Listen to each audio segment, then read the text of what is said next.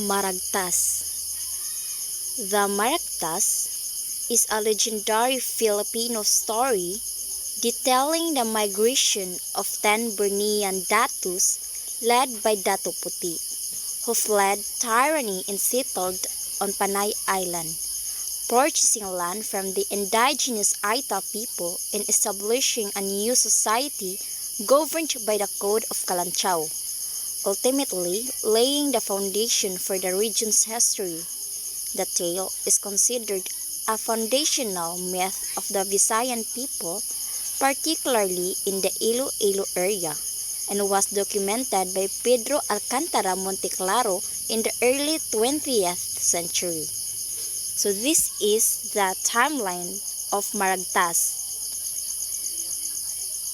The story begins in the 30th century with 10 noble leaders or datus from Borneo escaping the oppressive rule of Sultan Makatunaw. They set sail across the seas in search of new land where they could live freely. Arrival in Panay.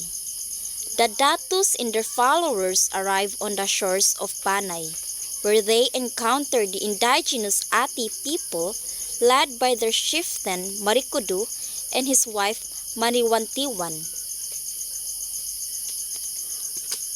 Barter of Panay. The datus negotiate with the Atis and successfully purchase the lowlands of Panay in exchange for gold, jewelry, and a golden saduk or a headpiece. The Atis then retreat to the mountains while the newcomers settle on the land. This event is often called the Barter of Panay. Division of land. After settling, the datus divide Panay into 3 sakups or districts. First is Hantik or now Antique, ruled by Datu Sumakwil.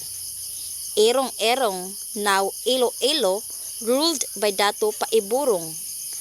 Akian, now Aklan, and Capiz, ruled by Datu Bangkaya. Each region was governed independently, but they cooperated for trade and defense. Establishment of rule. Datu Sumakwil emerges as the wisest leader and is chosen to lead. He creates a code of laws to maintain peace and order among the settlers, forming the foundation of their governance. Cultural development. Over time, the settlers introduced agriculture, fishing, and trade, leading to a prosperous society.